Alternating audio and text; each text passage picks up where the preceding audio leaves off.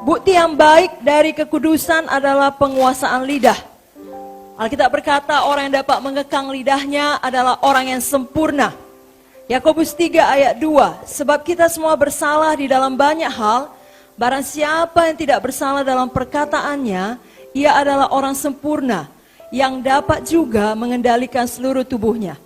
Malam ini kita ingat bahwasanya apa yang kita ucapkan daripada mulut kita, berasal daripada hati kita.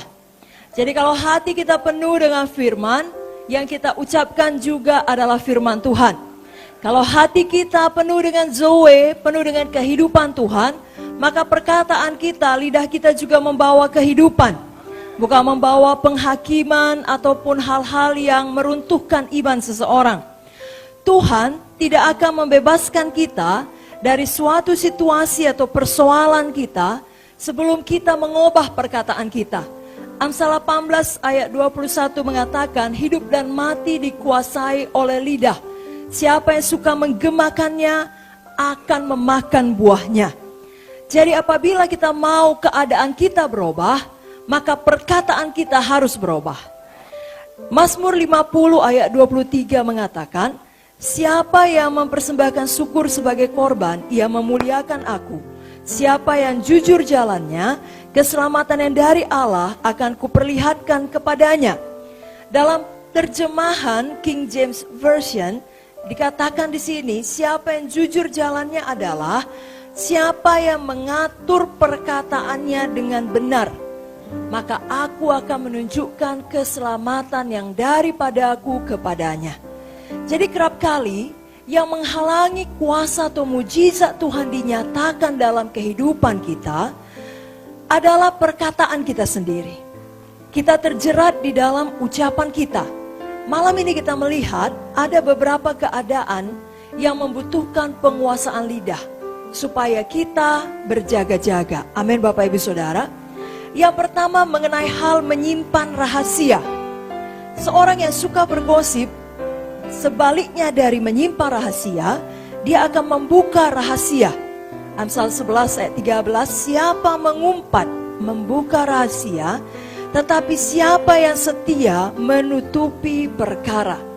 Ini sejalan dengan 1 Korintus 13, kasih itu menutupi segala sesuatu. Maka kita harus menahan diri kita untuk tidak membuka rahasia orang yang dipercayakannya kepada kita. Bapak Ibu Saudara yang kekasih, kita tidak mau terkutuk karena mulut kita jahat. Ada contoh di dalam Alkitab, bagaimana Tuhan menegur Ham, karena ia menyingkapkan, membuka rahasia ketelanjangan daripada bapaknya sendiri. Kita bisa berbuat seperti Ham, Kanaan, atau berbuat seperti Sem dan Jafet. Betulkah Nuh telanjang? Betul. Betulkah Nuh mabuk? Betul. Tapi seharusnya Ham sebagai anak tidak membicarakan bapaknya kepada orang lain. Walaupun itu kepada saudaranya sendiri.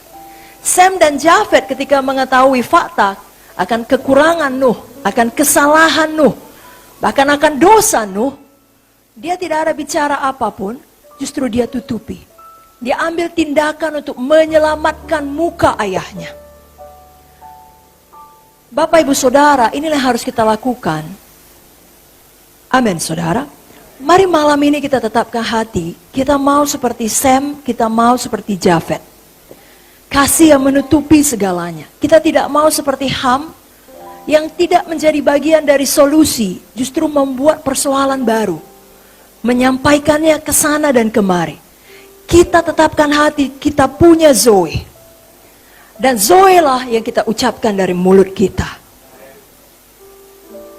Bapak Ibu Saudara yang kekasih, sebenarnya tentunya yang dikatakan oleh rahasia orang adalah hal yang tidak baik. Yang kebanyakan merupakan dosanya atau hidupnya yang lama. Karena firman Tuhan dalam Efesus 5 ayat 12, seharusnya sebagai orang-orang terang, kita tahu Zoe adalah terang, amin. Mengucapkan perbuatan kegelapan pun kita merasa malu. Dan buku Mazmur mengatakan kalau Tuhan mengampuni kita, Dia melemparkan kesalahan kita ke dalam tubir laut. Sejauh timur dari barat, demikian dijauhkannya kita dari dosa kita. Kalau Tuhan pun melupakan masa lalu, keburukan, rahasia jahat orang, kenapa pula kita mengingatnya?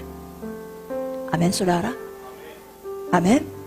Jadi jangan ucapkan rahasia orang. Yang kedua, jangan mengeluarkan pengakuan negatif. Jadi yang kita akui adalah iman percaya kita, bukan ketidakpercayaan kita.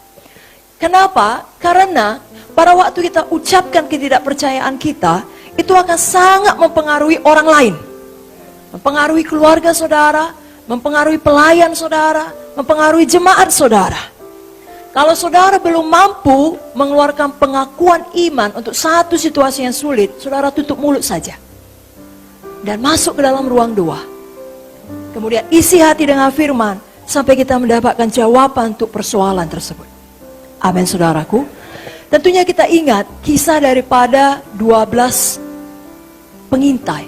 10 diantaranya membuat pengakuan yang negatif sehingga seluruh Israel. Seberapa, saudaraku? Seluruh Israel mempercayai mereka dan mengeraskan hati terhadap janji-janji Tuhan. Di mata Tuhan, perkataan negatif adalah kabar busuk. Tuhan tidak pernah menyatakan Israel adalah belalang. Mereka yang melihat diri mereka seperti belalang karena mempercayai yang disampaikan 10 pengintai.